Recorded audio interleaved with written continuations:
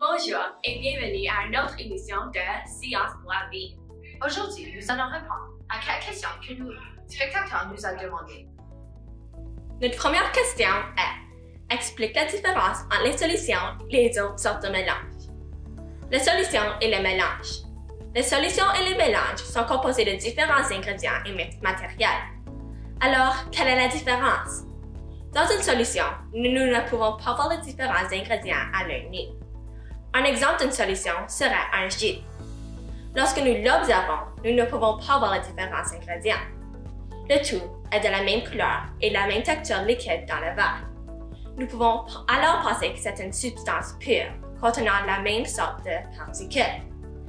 Par contre, lorsque nous le goûtons, nous pouvons goûter le sucre, l'eau, les fruits et les autres ingrédients. Du sel, qui peut être soluté, dissous dans l'eau, le solvant, est aussi considéré une solution. Nous goûtons les deux ingrédients séparément, sans voir les grains de sel au fond du verre. Nous le voyons le sel au fond du verre parce que c'est une solution saturée. Un mélange est quand on peut voir les deux composants dans un bocal ou un verre. C'est vu quand la solution est saturée ou quand les deux ingrédients ne se mélangent pas. Alors, une solution est un mélange en des caractéristiques semblables, mais en des formes différentes, comme par exemple ce chocolat chaud.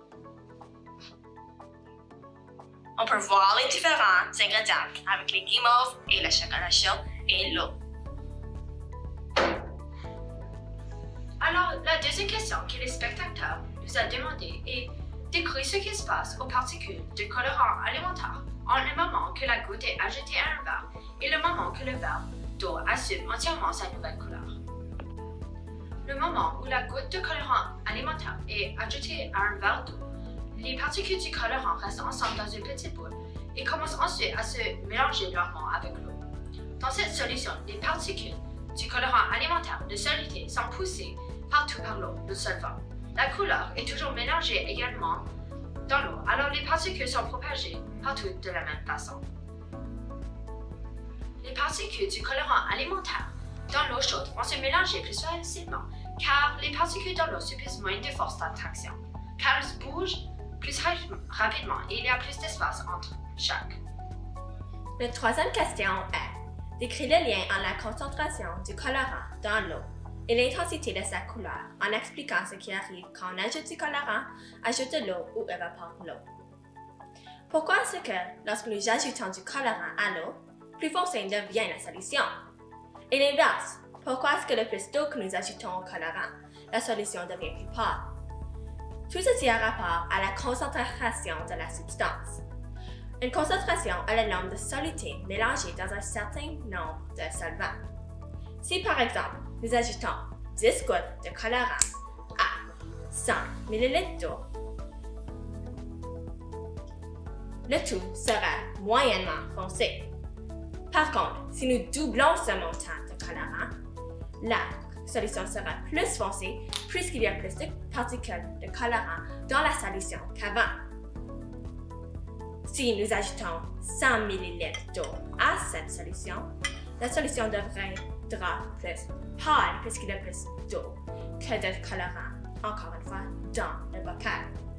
La concentration finale sera de 20 gouttes par 200 ml d'eau. Quand l'eau s'évapore, la couleur de l'eau ne change pas.